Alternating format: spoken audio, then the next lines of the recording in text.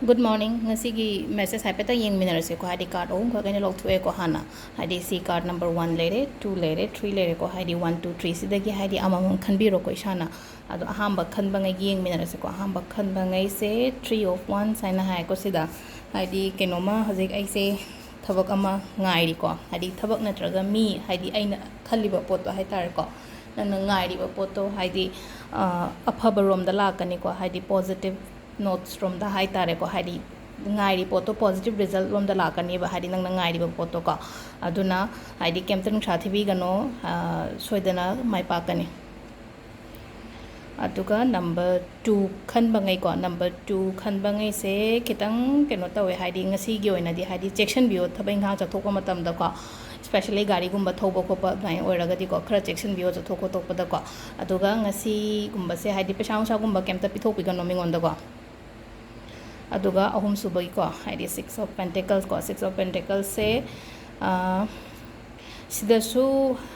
hoi ahambada paisagi harasi ko paisagi haidi piba matam se da haidi kitang balance to biyo ko haidi heta keno tawraga ko haidi khandaraga biyo paisang sa pi ge khot ke habe matam da ko aduga relationship su khatang keno tawraga chat biyo khatang balancing gumba pu biyo ko haidi amana sauraga su amana khara phada biyo aduga amana haidi kai gumba paisa nungsa haidi henna phangba gumba la aga di ko kitang haidi leita laira gumba da khatang keno to biyo charity gumba to biyo hai tare ko silere ngasigi just simple message ko aduga aw keno mana ai atopa ngasigi tips hai tare ko ngasigi tips hai ragana kamaina to gadage hai matam se hai tumba yadaba problem leyen hairak pa yawe ko tumba yadabagi problem se akoina mon makha da kai thamba ya hai matam se mon makha se akoi gulmaru kaina haibadu khangina ko paper do haidi whole paper do haidi hapetang keno do google da check to ge so haidi whole paper gulmaru do taramathoi katang lobiyo ko taramathoi loraga phi angau gumba natraga keno angang banataba atopa machu loin yai ko atopa machu loin yai amu bosu ke shukai de ko phi angau gumba da ngasai gi ahum do ahumai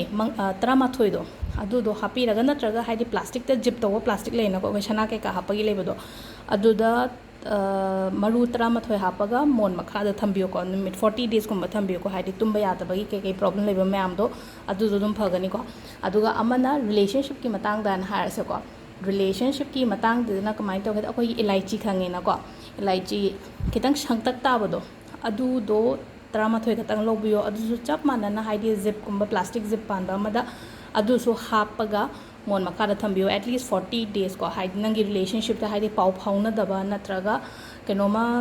nungai na taba khotaba leiba dagi aigi life ta haidi sum single gumba gi su ko loina to ba ko se attract tong na ba hai tar ko mi attract tong na ba si se ngasai gi elaichi do drama thoi amaga dai to bi ba ko sa ham bai do tum ba ya da bai leina akom ba gi sina keno to bai ko aduga ahum subagi na last hair se ko haidi si sina haidi akhoi gi satrangai gi hai tar ko satrangai sina haidi aigi lairik hai tar ko lairik kum ba se mon maya ta kai da thambiyo haidi ai na khwai da gi sum khara luye na khan ba lairik kum ba na traga haidi sum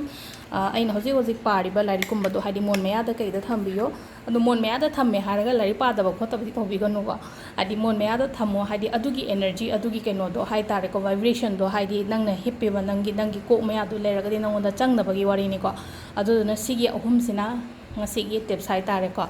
ado hayeng gi amu yeng minarase videos ko thank you